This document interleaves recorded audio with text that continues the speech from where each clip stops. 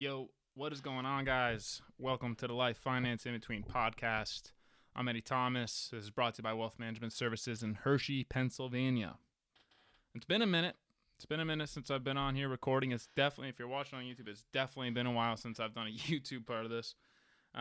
So trying to set up the camera and the lighting and the mic and trying to make sure stuff looks halfway decent is tough. I keep checking my watch to see if it's still recording, because the last thing I want to do is think I'm recording and then not be.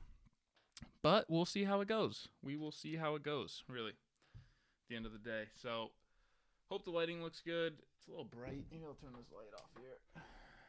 Yeah, still, that's good enough, I guess. So, if you're watching so far, you've seen me kind of mess around with the setup. But here we go. Sorry if you're listening. That was clearly a visual thing. But let's dive into it, guys. Let's dive into it. A lot of news coming out of a lot of companies lately.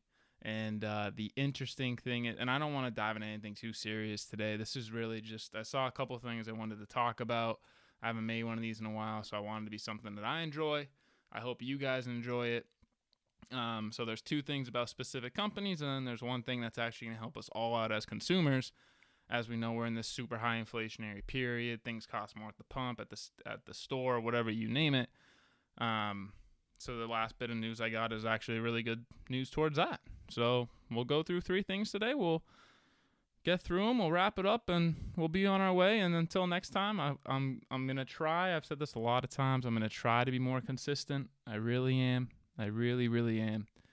I'm hopeful this time. It's just tough. It's just really tough, honestly, because the day-to-day aspect of what I do doesn't really require me to make this content, and it's something I really enjoy doing. I don't love video editing, but I like sitting down and talking, and although it doesn't always go super smooth, and I'm definitely still getting used to it, it's something I do really enjoy. And I think as I get more used to it and put actual time and effort into it, which I really haven't yet, I think I'll enjoy it that much more. It's just I gotta find the time, and in this past month I really haven't, between things going on, just traveling, or things going on in my life, or obviously the market's down again this past month. So it's been a pretty hectic time. And like I said, the day-to-day doesn't really require me to make this or do this. It's just something I enjoy doing. So I'm going to try to find more time for it. I'm going to try to be more transparent. For you guys listening, I very much so appreciate all of the listeners and people that come to this, and yeah, just enjoy kind of listening to me ramble on about some things for a while. So without further ado, let's jump into it. The first piece of news that I saw come out of this past week, and it's actually funny because this is very much so exactly how I felt when doing this certain activity, was Amazon's Lord of the Rings series came out. I think it's called Amazon's Rings of Power series came out. It's a Lord of the Rings spinoff. I think it's a prequel. And they launched it on Prime Video. How did it do? Not good. Not good at all. So I was watching it with my girlfriend, and disclaimer, I was never really super into the Lord of the Rings movies regardless. I tried watching them over quarantine like a year ago, and I just couldn't do it. And I appreciate it. I think it's super cool. I think maybe the books would be more interesting, but my God, I could not watch the movies. I really couldn't. Again, appreciate it. Whoever does like it, more power to you. Just not my thing. Not my thing. It's the first movie's 3 hours of nothing. The second and third movie really isn't a whole lot. I don't know. It's just not for me. But I thought maybe as TV show form, it'd be a little bit better. So sat down, decided, all right, let's give this show a go here. Let's see how it is. And so watched the first episode. And it was so much like the movies, and how boring I found it. It was actually insane. I could not believe it. I didn't know what to expect at all, really at all. And sitting down for it, I was like, all right, this is going to be interesting. It's going to be in show form. It's going to be a bit more fast-paced. They have more time and more effort. They have a ton of money into this, and I'll dive into all those numbers. So I really thought, okay, this is going to be something. And I fell asleep during it like 3 times. And I'd wake up and I'd come to and it'd be boring. I'd fall asleep again. But so after I watched this, I got to think. I was like, all right, there's no way Amazon would put out something that they know is going to be a failure like this, that they think even there's a partial chance at it failing. At least I didn't think. And obviously they didn't put this out to be not good. So I dug into it, and I kind of wanted to see the review and the fallout from it, because I wanted to know if I was alone, if everyone else liked it a lot, if people loved it. I really wanted to see what was going on there. So I dug into it. I Googled what I could, researched what I could, and the reaction of it is actually hilarious. So I'll jump into the reaction of it, why I know I'm not wrong, but then I'll jump into kind of what I thought Amazon's strategy was with this, and how much money they actually put into this entire thing, and do I think it's going to work for them in the long run. But following releasing of this show, which this is the funniest thing to me, was Amazon banned reviewing shows on their platform, Prime Video, for 3 days after release.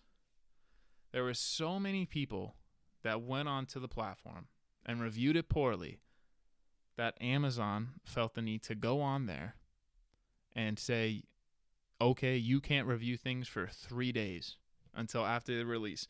And I don't know if it's a play to have people actually digest it before they have the gut reaction, or if it's legitimately the reason that, okay, even if it's bad, people aren't going to wait 3 days to come back and tell us how bad it is. So hopefully we get better reviews because of that.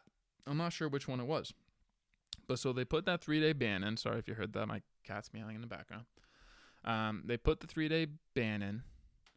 And then I was like, all right, if it was that bad, what are the reviews? And I'm not really surprised to see this, if I'm honest. Of course, Lord of the Rings is obviously incredibly popular. So any sort of show that follows that, it's going to have a cool story. It's going to have a lot of fan favorites part of it.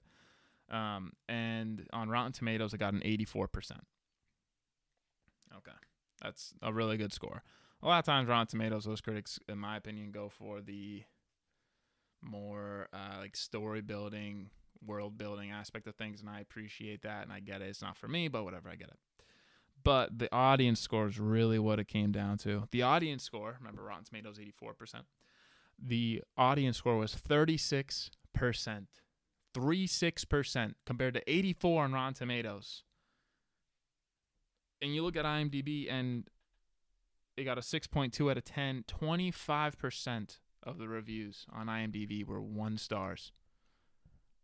1 star reviews. 25% of them.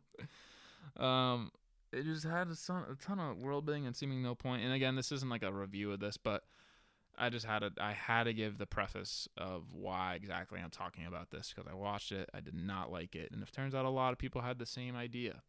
But so what was Amazon trying to do? Also, side note, it had 25 million plus viewers on day one. So a bunch of people were hyped up and wanted to watch this. A bunch of people. Let's dive into the numbers for it, shall we? So, what do I think? What I thought the numbers were not exactly at all what they were. They were actually way higher that Amazon spent on this. All in on Lord of the Rings and this series, Amazon is $715 million invested in this project. $715 million. From that, $250 million is for the Lord of the Rings like naming rights. So you have to buy the brand, you have to buy the name to use it as this story goes on. So they spent $250 million on that. The next $465 million is from the 8-episode production. $465 million to produce this show over 8 episodes. You do the math for what that is per episode. It's pretty high. What I'll say is the show aesthetically is amazing. The worlds they have, the creatures in it, the people, the small battle scene you see, all that stuff is amazing. So they knocked it out of the park with the aesthetic of the show.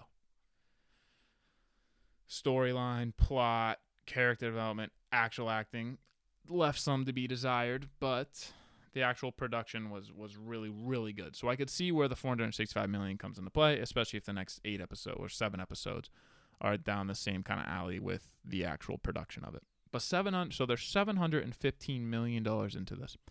to give you some sort of reference, and I did this myself, I wanted to look at, okay, what are competitors spending on their type of content? Obviously, we know Netflix has a huge series. Most recently, Stranger Things coming out. That's a massive series for them. HBO Max just dropped House of Dragons, the prequel to Game of Thrones. I'm watching that, and I love it. So what are they spending on that? There's a lot of questions. Stranger Things 4 cost $270 million for Netflix all in. House of Dragons costs roughly $200 million all in.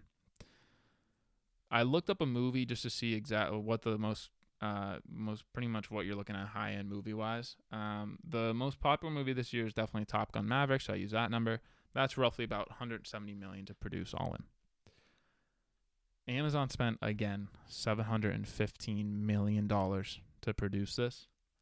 And this show, if we're going off episode 1, won't even come close to creating the kind of fandom and cult-like fans that you need if you're a streaming platform as Stranger Things 4, as House of Dragons, and obviously Top Gun's a movie, so take that one out of it, but Stranger Things 4 and House of Dragons won't even, in my opinion, won't even come close. So why did Amazon do this? What do I think the strategy is? Do I think they can fix it? Yes, I think they can fix it. This season, it might be a wash. They might have to bring it back for season 2. I don't know. Again, that was episode 1. It could get really good. And I could be looking back on this in like 3 months and looking like a moron. It is what it is.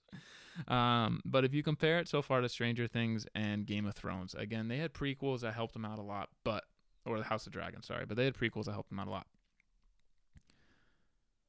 What I think Amazon was going for in this was they're trying to create that cult-like following behind their Prime Video. When you think Amazon, you don't think Prime Video, you don't think their streaming service whatsoever, and rightfully so. It's really not all that great. When you compare it to the Netflix of the world, the Hulus, the Disney Plus, the Apple TVs, you name them. If you're comparing Amazon's streaming platform to another streaming platform, it's very much so lacking. It's lacking in content, it's lacking in user interface, and it's lacking in subscribers. Obviously, subscriber growth is going to be inflated because you get it when you have Amazon. The paid subscription for Amazon. You just have it when you have Amazon Prime. Wow, I cannot think of that for the life of me. When you have Amazon Prime, you get Amazon Video. So you're really never getting a true subscriber count. But I'd venture to believe if they spun it off on Amazon Prime, the Amazon Video side of things, I don't think they'd have many subscribers. Their platform just doesn't really match up. And you're surely not going to buy Amazon Prime just to get the video aspect of it. So I think buying the Lord of the Rings name and producing this incredibly expensive, well-produced, hopefully popular show was trying to take the first step into becoming a real player in the streaming space and competing with the Netflix and competing with the Apple TV and the Hulus. It really was a big step in that, and in the HBO Max. And do I think it's going to work out? It's yet to be seen. Do I think it was a really, really, really bold, big step forward? I actually think Amazon probably thought they have a really popular name that they know the movies did incredibly well. So the step forward they're taking, yes, it's expensive, but not all that much of a reach because they know they're going to have people that want to watch it. After the first episode and seeing the reactions on that, I have to believe that Amazon's kind of thinking maybe they spent a little too much on doing this. Again, they could save it. Maybe this wasn't the best first step into it. Maybe picks another show. Maybe has something original. I don't know what the answer would have been, but potentially finding themselves in a position where they had a ticket in the Lord of the Rings series and they dropped the ball. We'll see.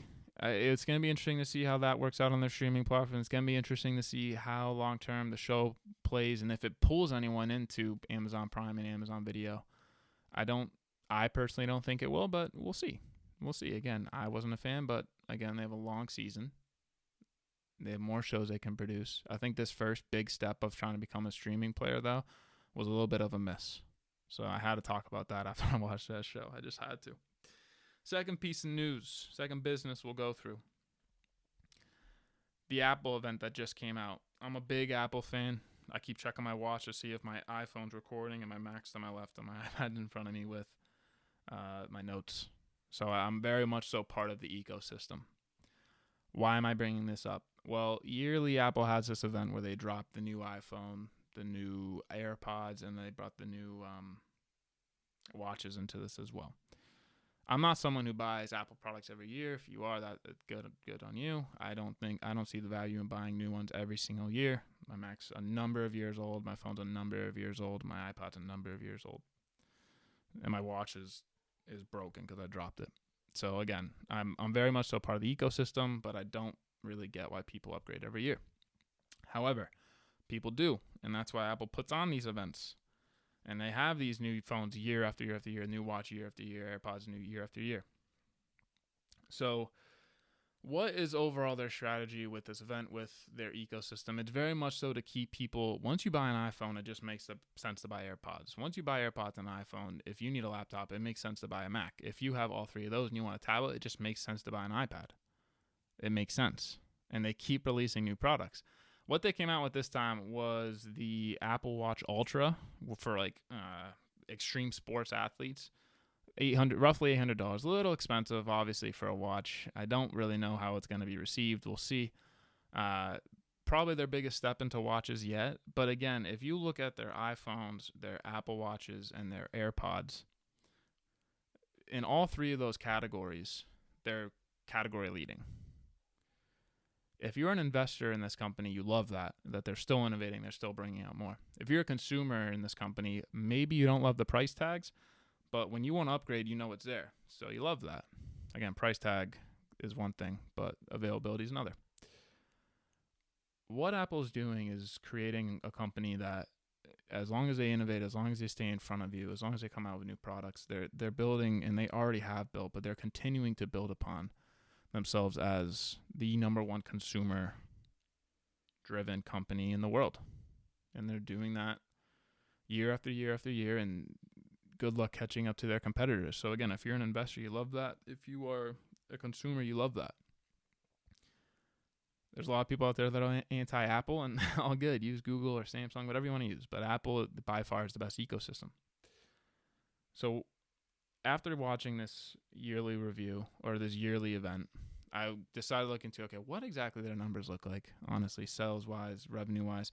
We're seeing a lot that companies are getting beat up by inflation, again, beat up by a changing consumer from goods to services. We've talked about this briefly in the past, but we've seen that these companies maybe are gearing up for a downturn, and then China shut down, so manufacturing was off. Is Apple getting affected by this? As an investor, obviously someone who follows these companies, I wanted to know. And I didn't really dig into their last quarter report, I'll be honest. I just didn't.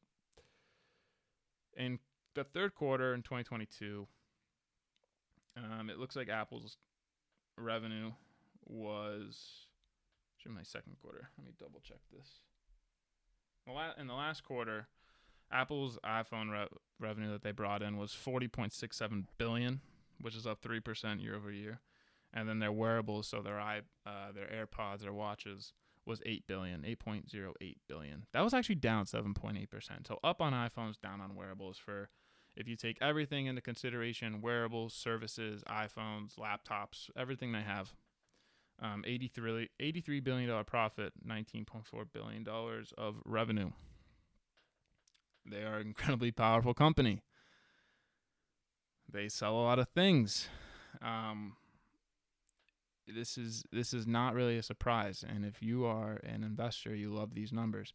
The wearables is interesting, and I think they actually came out with new AirPods, and they're coming out with the new watches, and I think they're trying to carve their niche into that, and I think a lot of it comes to price point that they don't have. They're not up year over year. A lot of those things are very discretionary, and once you buy them, you're not renewing. You're not buying new ones every year. So you'll buy AirPods, and 4 years later, you'll buy a new pair. You'll buy a watch, same thing, 4 years later or so. So I'm not really surprised that that's down year over year, because a lot of the extra expenses that people were buying these just because they had extra money are going to the wayside, because obviously inflation's taking its toll on consumers. But when iPhone's up over 3% year over year, you're finding that while, yes, they have one branch of their company not doing as well, being down, the other half, the bigger half, the biggest half Apple has, the iPhone, is doing incredibly well still. And I don't see that really changing anytime soon. So, again, if you're an Apple consumer, if you're an Apple investor, all this event showed you is that they're still staying incredibly innovative. They're still staying on the front end of technology. They're still picking and choosing their spots to upgrade certain things and to make sure they're getting other things right before they bring them to consumers. Apple's notorious for Samsung coming out with something first and Apple copying it 3 to 5 years later. And that's not because Apple's slow. They know what's on the next. They know the next step. They know the next move. What Apple does is they wait until they can get it perfectly right. And I sound like a fanboy right now, but they do. They wait until they get it perfectly right, and then they roll it to consumers. And almost always they hit. Almost always. They've definitely had their fails in the past, and they're going to have their fails in the future. But they wait and they make sure they have something very quality to give you. I'm not saying Samsung doesn't, but Apple just does it in a different type of way. And the patience has paid off incredibly well. And for the company to be doing this well and be down 12% year to date shows you the kind of climate that we're in right now as far as investing goes. A company like Apple is not going anywhere. A company like Apple is going to continue to innovate and sell. And if anything, this last event showed you that. So to be down 12% along with their other peers that are down as well, it just shows you the climate we're in, and you just kind of have to sit tight. When a company like Apple is down that much, you just know it's more macro than micro, and things are going to be okay on the other side of it. So into the third point here, and this is the biggest thing for us as consumers, and probably the best news we could have had, honestly, at least partly, and it's something, actually, before I jump into it, it's something that we never think of. It's as consumers, I mean, some people might, but the mass majority of us never, ever think about this as consumers, and it has a massive impact on us, and we've seen how much of an impact it has the past year and a half, especially the last 8 months. But freight costs are finally coming down, and they're projected to continue to come down over the next year or so. And, okay, why does this matter? Well, when you're at the store, and you're anywhere, Target, Walmart, grocery store, wherever you are, and your thing costs more, whatever you're buying, sometimes that's looped into what that costs that company to get it from point A to point B. So when China produces something and then it gets to the U.S., they have to pay for, obviously, the gas to get it here, the shipping to get it here, and then to put it in front of you. So when the freight itself, the main way it gets from point A to point B, costs more, you're going to spend more as a client, as a customer, because that cost gets passed down to you. And that's what we've seen in the past year and a half. The freight costs to get from point A to point B across oceans, or just from point A to point B in general, has ramped up significantly. Now, we're in a spot where that's starting to come back down. So in the last year, shipping companies have made an incredible profit. Turn incredible profits because things cost way more to get. They were benefiting from the extra cost that it took from point A to point B. The reason they were able to charge more is because the demand for ships was higher than the supply that was there. So there wasn't as many ships to get from point A to point B as many as we needed. So they were able to charge more because it's a premium now, and you're going to pay for that premium. Why is this changing? Why is this reversing? What does this mean for us? Well, it's changing because the supply and demand is starting to shift.